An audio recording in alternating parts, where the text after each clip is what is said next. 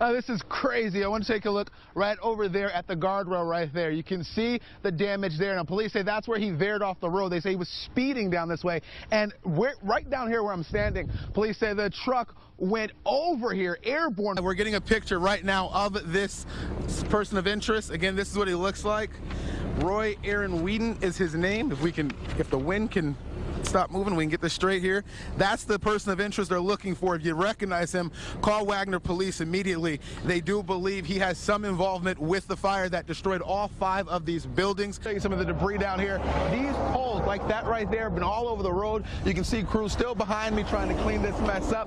And on this side of the highway, I want to show you real quick, this is part of the truck that's still down here. Suspects walked up to the victims. They were playing basketball. And the police say those suspects made the victims get down on the ground like this. The police say the driver was speeding down the roadway. 2 suspects were literally hanging out the window like this, shooting back at officers. Jake Orrick's mother's been posting on Facebook ever since this happened. She says her 15-year-old son was a good kid and he was on his way to work when this all went down. She says that he would never rob anyone. Brittany Perkins tells me that her family was terrified when this was coming through because trees were falling like the one I'm standing on now. This is a huge oak tree. Now, because it's toppled over, I'm standing on the side of it. Fox 23 and researchers were stuffing the bus. Coming up after this commercial break, you don't want to miss it. We're going to hear from a teacher who can explain perfectly why your help is important for students.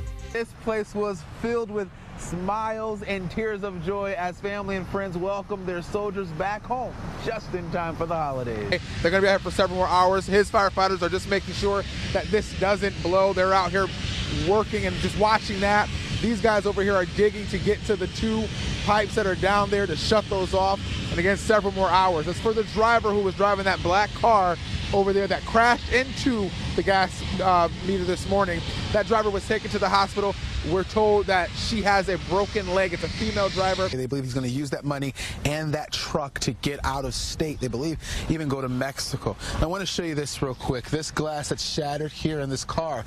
Police say the woman, Elizabeth Rodriguez, was sitting in the back seat. But then if you come around this way, you can see the makeshift memorial that the family has put up here. And next to that memorial are the 7 bullets that's inside the back seat of this car. The family has been forced to look at this all day long, knowing that those bullet holes came from bullets that killed their loving, sweet sister, mother, and daughter. Cosper said it all happened fast. He wasn't injured, but when he got out of his car, this is what he saw. Just look at the damage. A suspect is right here in this police car right over in here. We just talked to him. He says he's sorry. He says he didn't mean to take that truck. They gave up their day to walk door to door. So we're going to go to Richmond, 36th Street. The heat to make this day easier for the folks who've had a long week. It was nice of them to come pick up all the debris out of the backyards and stuff. Carl Neat was home, and he was up and watched the EF2 tornado move through his neighborhood Sunday morning. And let me tell you, it was a miracle that we only got what we did. Carl, like many of his neighbors, spent the last 4 days trying to get things back to normal. He says it was a huge relief when he opened his door and saw these men and women in their bright orange shirts with huge smiles on their faces. Got hit by a tornado, so I want them in your group. Nick Eglinton is the assistant manager at the 41st and Sheridan Home Depot. He told me the company does this every time there's a natural disaster. I pride myself. It's one of our values, doing for others and really taking care of your community. Eglinton was part of the relief team in Moore and Joplin. It's really a touch of reality when you go into those neighborhoods that have been devastated. The damage from Sunday's tornado destroyed several businesses on 41st Street, damaged multiple homes in Midtown, and sent more than 20 people to the hospital with serious injuries. You just can't stop Mother Nature.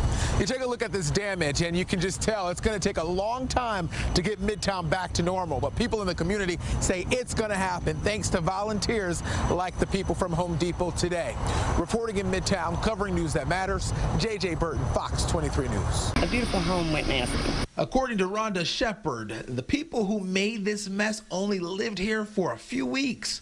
She's been here for 19 years and says, "This is the nastiest it's ever been." Shepard says on top of the mess, the people living here were also up late making loud noises. That's not good. Neighbors called police and the city. When officials came out, they made a few big discoveries. This house was foreclosed on last year. The city says the Housing and Urban Development Department now owns it, and no one is supposed to be living inside. Officers then learned that they were stealing the electricity from the house next door. And we spoke to the woman who lives in this house right here. She gave us these wires. She says these wires were connected to her electrical box. There's a new lock up there now. You could have very well easily burnt down all 3 homes here. According to police, electricity isn't all they stole. The woman across the street over there told police that they also took her AC unit and put it in that window over there to use. And police say they also tried to steal water by using a water hose they stole from that house there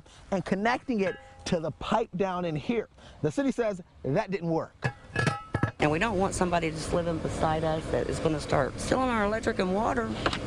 You know, I mean, come on. Even with these notices on the house, neighbors tell me the squatters keep coming back every night. TPD has increased patrol in this area, hoping to catch them, but so far they haven't. In West Tulsa, covering news that matters, JJ Burton, Fox 23 News. I was here when ODOT arrived with the concrete barriers. Are you going around the barricades or inside? And I watched as these men That means we don't even need this. put up the chain link fence. Now, this is to keep people out of the buildings and to protect them just in case one of these historic buildings in downtown Wagoner, damaged by Sunday's fire, collapses. Fire officials say it's a real possibility. We consider it to be dangerous. Many people watch these guys work today and wonder what's going to happen to these buildings. Are they going to do it like they did to the other buildings? Are they just going to leave the front of the building standing? Or is it to the point now that the mortar is not going to make the bricks hold well? And is that become a hazard to the people who are in the town? Or will they just demolish all 5 of them? City officials say right now there are no answers. It's a sad situation. The main reason the city can't tell us what's going to happen with these buildings is because they're all privately owned. These buildings are also all connected. The fire chief says if one of the owners decides to demolish their building, there's a good chance it'll impact the others in some way. Without knowing what's next, these folks tell me the one thing is for sure: downtown Wagoner will never be the same. The older people who are here, they see what it was. Now they're looking at it and saying, it's gone too. As for the investigation, the fire chief says the ATF is still looking into that. He says it could take weeks before they find the cause. Reporting in Wagoner, covering news that matters, JJ Burton, Fox 23 News. The police say between 9 p.m. and midnight, the 2 men in this video broke into Brandon Robertson's house. I don't know, I'm at a loss for words, if that makes sense. In this clip, one man has a gun in his hand. The other has a safe. Police say both of those belong to Brandon. According to Brandon, a second gun was taken as well. Brandon and his girlfriend weren't home at the time, but when she came home, she found the door open. She immediately called him, and Brandon says he came home. They were shocked when they watched the video. I don't feel safe in my house anymore. Especially without his guns for protection. Every noise I hear, I get up and look around, you know, it's just knowing somebody was in your house while you're gone is a weird feeling. It sucks. Brandon opened his own business 2 years ago. He says he needs the paperwork that's inside the safe to continue his business.